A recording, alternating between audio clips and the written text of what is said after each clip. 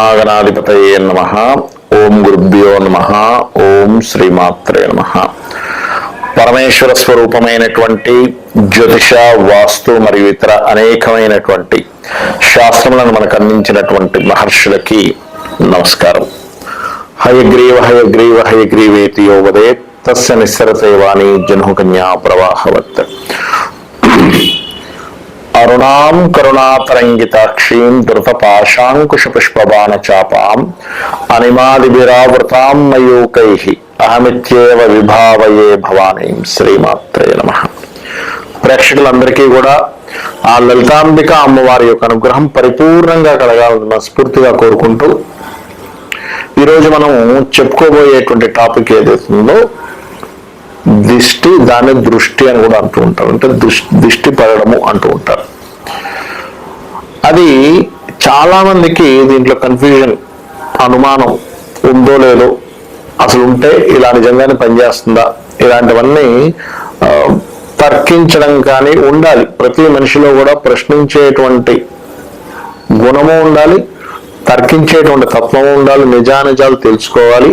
అప్పుడే మనిషి మేధావిగా మారుతాడు. అందులో శాస్త్రం, నిజంగా శాస్త్రంలో ఇది ఉందా, దిష్టి అనేటువంటిది ఉందా, మరి లేకుండా ఇది ఏమైనా ప్రాచుర్యంలోకి వచ్చిందా, అసలు ఉందనడానికి దీనికి ఏదైనా మనకు ఆధారం ఉందా అంటే ఒక చిన్న ఎగ్జాంపుల్ చెప్తాను చూడండి. చిన్నపిల్లలు బోరన ఏడుస్తూ ఉంటారు. బయటికి తీసుకెళ్ళినప్పుడు ఇంటికి రాగానే అందరూ ఏడుస్తారని నేను చెప్పిన 90% ఆఫ్ పిల్లలకి జరుగుతూ ఉంటుంది. సాయంత్రం అప్పుడవి తీసుకెళ్ళినప్పుడు అది చూడండి. మనం అందుకే సాయంత్రం మనకి ఎప్పుడైతే చీకటి పడుతుందో అందుకే పిల్లల్ని బయటకు తీసుకెళ్ళకండి. ఒకవేళ అత్యవసరమై ఏ హాస్పిటల్కి ఎక్కడికో తీసుకెళ్ళవలసి వస్తే మొత్తం కవర్ చేసుకొని తీసుకెళ్ళండి అంటారు. అలా కాకుండా కవర్ చేసుకొని తీసుకెళ్లకుండా నార్మల్గా విచ్చలవిడిగా తీసుకెళ్ళినప్పుడు 10 మంది చూసినప్పుడు ఇంటికి రాగానే తిక్కగా ప్రవర్తిస్తూ ఉంటారు. అలాంటి సమయంలో మీ అందరికీ గుర్తుంటుంది, నానమ్మలు, అమ్మమ్మలు లేదా తల్లికి కూడా ఆ విధి విధానం తెలిస్తే దిష్టి తీసేయగానే మరి అప్పటి వరకు బోరను ఏడుస్తున్నటువంటి ఆ పాప కావచ్చు, బాబు కావచ్చు, ఒక్కసారిగా కామ్ డౌన్ అవుతారు. అంటే తగ్గించుకుంటారు. వాళ్ళ ఏడుపు కానీ, వాళ్ళు దుఃఖపడుతున్న విధానం కానీ అర్థం కాని ఒక స్థితిలో ఉన్నటువంటి పిల్లలు కూల్ అవ్వడం జరుగుతుంటుంది. ఎందుకు అవుతుంది అది అంటే ఆ నెగటివ్ ఎనర్జీ అది ఎలా ఏర్పడుతుంది, మనకి చుట్టూ ఆరా అనేటువంటిది ఉంటుంది.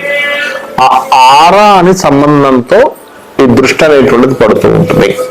అంటే మీకు ఇక్కడ సందేహం కలిగి అదేంటండి, పడుతుందా, నిజంగానే ఒక కంట్రోల్ చేసేటువంటిది ఉంటుందా అంటే చిన్న ఎగ్జాంపుల్, మ్యాగ్నెట్ ఉంది మన దగ్గర. మ్యాగ్నెట్ ఎక్కడో పలానా కొంత దూరంలో ఉన్నటువంటి ఒక ఇనప వస్తువుని కదపగలుగుతుంది కదా, దాని పక్క నుంచి తీసేవాడు మూవ్ అవుతుంది కదా. అంటే ఏంటి, మన కంటికి కనబడకుండా ఒక్కొక్క దానికి ఒక్కొక్క ఎనర్జీ ఉంది. ఇప్పుడు అంతదా కింద మనం ఫోన్ మాట్లాడుకుంటున్నాము, ఎక్కడో ఉన్న వ్యక్తితో మనం తరంగాలు గాలిలో నుంచి వచ్చి మన ఫోన్ నుంచి టవర్ నుంచి సిగ్నల్కి, మన శాటిలైట్ నుంచి మళ్ళా టవర్కి, ఆ వ్యక్తి దగ్గరికి ఎలా ప్రయాణం చేస్తున్నాయి అంటే గాలిలో ప్రయాణం చేసేటువంటి తరంగాలు ఉన్నాయి, గాలిని పట్టేటువంటి శక్తి ఉంది. దీన్నే మనకి సుందరాకాండలో కూడా హనుమంతుల వారు సముద్రం మీద లంకకి ప్రయాణం చేసేటప్పుడు తన నీడను పట్టి ఆపేటువంటి ఒక శక్తి ఉంటుంది. మీరు చూసే ఉంటారు. ఆ సుందరాకాండ చదివిన వాళ్ళందరికీ కూడా ఆ యొక్క అనుభవం తెలుస్తుంది. అంటే ఏమిటి, మనిషిని డైరెక్ట్ గా ముట్టుకోకుండా పట్టేటువంటిది, కంట్రోల్ చేసేటువంటిది ఒక శక్తి ఉంది. మరి శక్తి ఉంది, సరే ఓకే, దీనివల్ల ఏమవుతుంటుంది అంటే మనం వింటూ ఉంటాం, ఏమోనండి నాకు మొత్తం దిష్టి తగులుతుందో, షాపు మొత్తం దిష్టి తగులుందో తెలియట్లేదు, లేదా మాకు దిష్టి ఏమైనా తగులుతుందో తెలియట్లేదు, మాకు నెగటివ్ ఎఫెక్ట్ ఏమైనా అవుతుందేమో తెలియట్లేదు. మరి దీనికి ఏం చేసుకోవాలి? ఎందుకంటే చుట్టూ ఉన్నటువంటి, మీరు ఎదుగుతుంటే చుట్టూ ఉన్నటువంటి కొంతమంది మీరంటే పడనటువంటి వారు మాటికి మీ వైపు చూడడం కానీ మీ ఇంటికి రావడం వల్ల కూడా కొంతవరకు మీకు ఎఫెక్ట్ అనేది పడుతూ ఉంటుంది. మరి దీని నుంచి బయటపడడం ఎలాగా, ఒక్కొక్క రాశి నుంచి ఎలా తెలుసుకోవాలనేటువంటి నేను ఇప్పుడు చెప్తాను. వృషభ లగ్నము, వృషభ రాశి. వృషభ లగ్నం వారికి పర్టికులర్ గా ఓపిక ఎక్కువగా ఉంటుందండి. వీళ్ళది చాలా ఓపికగా ఉంటుంది. అయితే వీళ్ళకి ఎదగలేకుండా ఇందాక నేను చెప్పినటువంటి ఫార్ములా పరంగా 6వ స్థానం కానీ 8వ స్థానం కానీ తృతీయ స్థానం కానీ 12వ స్థానం. అంటే 12వ స్థానం అంటే ప్రతిసారి మనం 12వ స్థానం ఎదగకపోవడం అనుకోకూడదు. విదేశాలు వీళ్ళు ఎదుగుతారు. 6వ స్థానం అనేది ప్రతిసారి ఎదగకూడదని కాదు. కాంపిటీషన్ ఫీల్డ్స్ లో ఉంటే అక్కడ మళ్ళీ వాళ్ళు ఎదుగుతారు. నిత్య జీవిత స్థానం అంటారు. 8వ అనగానే ప్రతిసారి ఎదగకూడదని అనుకోకూడదు. రీసెర్చ్ ద్వారా ఎదుగుతారు. తృతీయ అనగానే కూడా దగ్గర అనుకోకూడదు. కమ్యూనికేషన్ ద్వారా ఎదుగుతారు. బాగా అర్థం చేసుకోండి. అంటే కాన్సెప్ట్ జనరలైజ్ చేసి చూడడం వేరు, ఇన్ డెప్త్ గా ఒక్కొక్క విషయాన్ని మనం అర్థం చేసుకుంటూ ముందుకు వెళ్ళడం వేరు. అది అన్ని విషయాల్లోనే ఉంటుందండి. అలా మీకు ఈ మహాదశలకు ఫలితాలు వచ్చేటువంటి దశలు నడుస్తున్నా, లేదా మీ చుట్టుపక్కల వాళ్ళు మీరెంతో కష్టపడి శ్రమ వచ్చి మీరు కష్టపడి మీరు ఎదుగుతూ ఉంటే మిమ్మల్ని చూసి ఓర్వలేనటువంటి వారు యొక్క దృష్టి పడినప్పుడు మీరు బయటపడ్డం ఎలాగా వృషభం వారు చూసుకున్నట్లయితే నిత్యము కూడా ఓం నమో నారాయణాయ అనే నామస్మరణ, లేదా ఇది కలియుగం కాబట్టి కలియుగ దైవమైనటువంటి ఆ వెంకటేశ్వర స్వామి యొక్క ఆరాధన. అంటే ఏమిటండి? వెంకటేశ్వర స్వామి అష్టోత్తరాలు చదువుకోవచ్చు. ఓం నమో వెంకటేశాయ లేదా గోవింద గోవింద ఇది చేసుకున్నట్లయితే వృషభం వారికి చక్కటి అభివృద్ధి ఉంటుంది. అందులో ఎటువంటి సందేహం లేదు. అంటే ఎవరో ఏదో మీ మట్టుకు మీరు కష్టపడుతూ వెళ్తూ ఉంటే ఇంకొక నెగటివ్ ఎనర్జీ మీకు తెలియకుండా మిమ్మల్ని ఆపకూడదు. అలా ఆపినప్పుడు మీరు ఏం చేసుకోవాలి?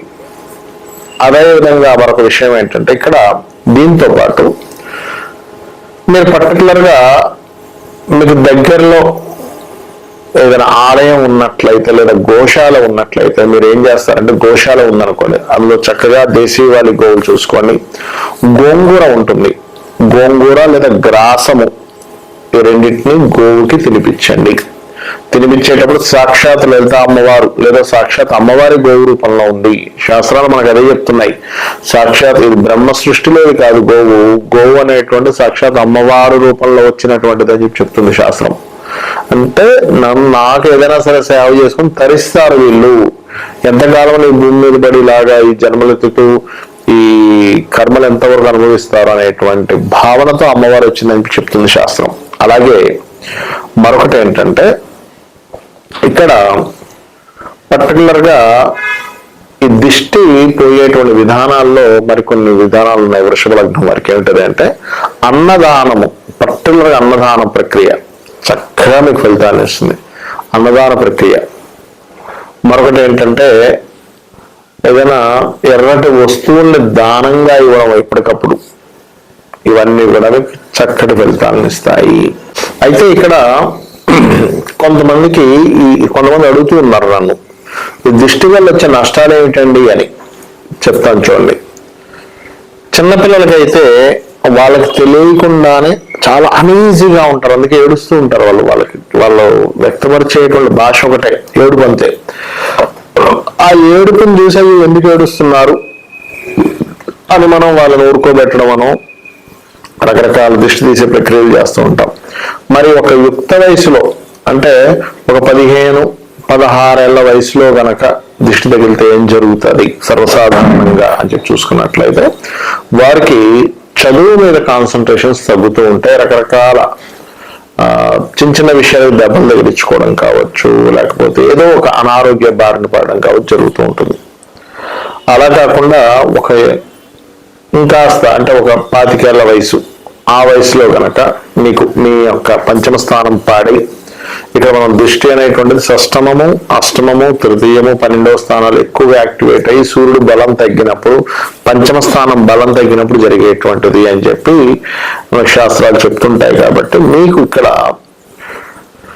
మీరు ఒక 25 ఇయర్స్ ఆ ఏజ్ లో, ఆల్మోస్ట్ 25 to 30 ఏజ్ లో ఉన్నప్పుడు మీకు ఎక్కువగా దీని ప్రభావం అంటే నెగిటివ్ ఎనర్జీ ప్రభావం ఉన్నప్పుడు జరిగేది ఏమిటి అంటే, లైఫ్ లో సెటిల్ అవ్వలేకపోతుంటారు. అంటే ఒక ఉద్యోగంలో లేదా ఒక వ్యాపారంలో ఒక వ్యాపారం పెట్టారు, 2 రోజులు చక్కగా సాగని చూసి అందరూ అమ్మో ఏంటి బాగా సాగుతుందనగా తగ్గిపోతూ ఉంటుంది. అలా కాదు, ఒక ఉద్యోగంలో ఒక మంచి ఉద్యోగం వచ్చిందని నలుగురు చెప్పుకోగానే మీకు కిట్టన వారు ఎవరైతే ఉంటారో, అబ్బాయి ఈయనకి ఇంత మంచి ఉద్యోగం రావడమా అనేటువంటి ఒక భావన. అలాంటప్పుడు శాస్త్రం చెప్తుంది మీ పంచమాధిపతిని చేసుకోవడమే. అలాగే అంటే ఇది అందరికీ తగలని రూల్ లేదు, అర్థం చేసుకోండి. ఇది కేవలం రవి యొక్క స్థానము పంచమ స్థానం వీక్ గా ఉన్న వాళ్ళకి నేను ఇందాక చెప్పినటువంటి రూల్ ఏమిటి అంటే ఈ దశలు నడుస్తున్నప్పుడు మాత్రమే గుర్తుపెట్టుకోండి. ఇక ఒక ఏజ్ ఒక 50s లో ఉన్నటువంటి వారు అంటే ఇంచుమించుగా 40 to 50 అనుకోండి, అలాంటి వారికి ఏమవుతుంది అంటే వాళ్ళ ఆస్తుల్ని కోల్పోవడం కానీ లేకపోతే ఎందుకంటే ఆ ఏజ్కి వచ్చేసరికి ఆల్మోస్ట్ 50s దగ్గరికి వచ్చేసరికి కొంత ఆస్తి కూడబెట్టి ఉంటారు, కష్టపడి వాళ్ళు ఎంతో కష్టపడి కూడబెడతారు. కానీ చుట్టుపక్కల వాళ్ళు వాళ్ళ భావనలు ఎలా ఉంటాయంటే వీళ్ళు ఏదో చేశారులే అంటే వాళ్ళ కష్టం ఎవరికి తెలియదు.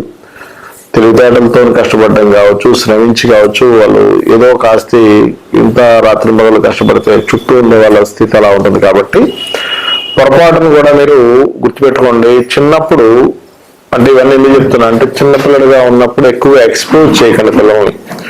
ఒక ఏజ్ లో బాగా చదువుతున్నప్పుడు కూడా ఎక్కువగా ఎక్స్పోజ్ చేయకండి. అద్భుతంగా చదువుతున్నాడు. అందుకే చాలా మంది తల్లిదండ్రులు అంటుంటారు మా వాడు బాగా చదివేవాడండి ఎందుకు ఈ మధ్య చదవట్లేదు అంటే వారికి నెగిటివ్ ఎనర్జీ ఫామ్ అయింది. ఒక ఏజ్ వచ్చేసరికి మీరు చేసేటువంటి బిజినెస్ ప్లానింగ్స్ కానీ మీరు చేసేటువంటివి కానీ ఎక్స్పోజ్ ఎక్కువగా చేయకండి. ఎందుకంటే ఎక్స్పోజ్ ఎక్కువగా చేస్తే అది కూడా ఒక రకమైన నెగటివ్ ఎనర్జీని ఫామ్ చేస్తూ ఉంటుంది. ఒక ఏజ్ వచ్చాక 40-50 ఏళ్ళు వచ్చాక మీకుండే ఆస్తి వివరాలు ఎవరికి చెప్పకండి. కామ్గా ఉండండి, ఏదో ఉంది. ఎందుకంటే గొప్ప కొద్ది చెప్పుకుంటూ ఉంటారు, తర్వాత పతనానికి దారితీస్తుంది. ఎండింగ్స్ లో ఆల్మోస్ట్ 60, 70, 80s లో ముఖ్యంగా ఇక్కడిది ఆరోగ్యం మీద ఎక్కువగా ప్రభావం చూపిస్తూ ఉంటుంది. అందుకని మీకు పాతకాలం వాళ్ళు చూసినట్లయితే వాళ్ళు తినేటప్పుడు చాటుగా తినేవారు. ఎందుకు అరే ఇంత ఏజ్ వచ్చేసినది ఇంత చక్కగా తింటున్నారా అంటే అయిపోయింది అక్కడ క్లోజ్.